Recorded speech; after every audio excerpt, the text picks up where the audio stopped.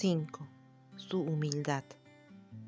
Llevad mi yugo sobre vosotros y aprended de mí, que soy manso y humilde de corazón, y hallaréis descanso para vuestras almas.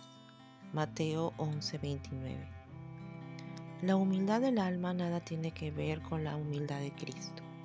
La primera es una humildad caída, teñida de baja estima, de cierta debilidad, en un sentido un poco egoísta.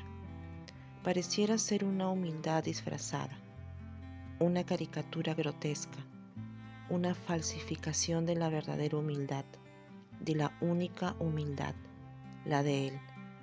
En apariencia es noble reconocer las debilidades, bajar la cabeza, ser dócil, no querer impresionar a la gente, felicitar a otros. Sin embargo, aún así, esa humildad no es como la de Cristo. Algunas personas ni siquiera tienen humildad humana y se muestran como gente orgullosa de sí misma. Miran a los demás como inferiores, les hablan con menosprecio, con condenación, juzgándolos con dureza. Mientras que la humildad humana se trata de pensar poco en uno mismo. La humildad de Cristo implica no verse a sí mismo, no pensar en uno mismo. No consideramos nuestras debilidades ni nuestras fortalezas. Directamente no nos vemos. Ningún ser humano posee la humildad de Cristo. Su humildad perfecta no está en nuestra naturaleza. No existe ningún humano humilde para Dios. Si bien algunos pueden pasar desapercibidos, siguen existiendo.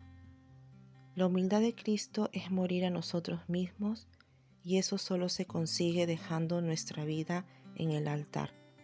Si no hay altar, jamás Cristo humildad podrá expresarse.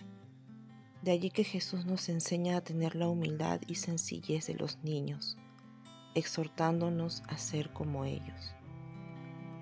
Cuando nuestro yo ya no existe, porque ha muerto en el altar, solo deseamos que Él se exprese y se lleve toda la gloria.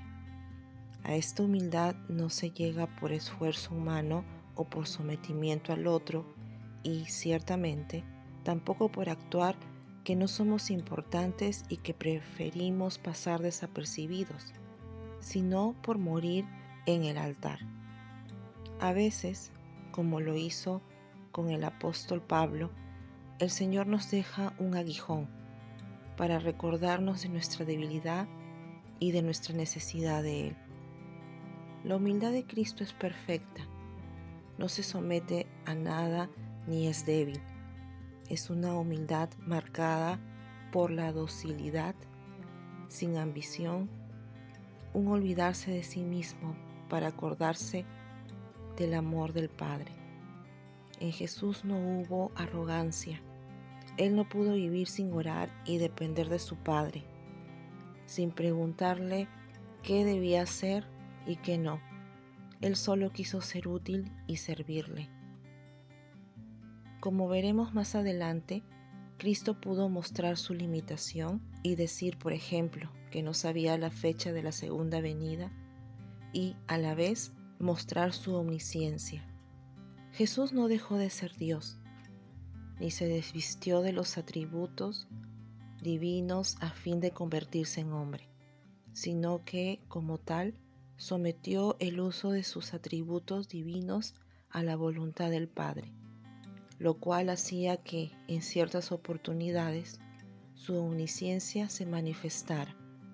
Mateo 9:4, Juan 2:24 al 25, Juan 4:17 al 18, Juan 11 del 11 al 14 y Juan 16:30.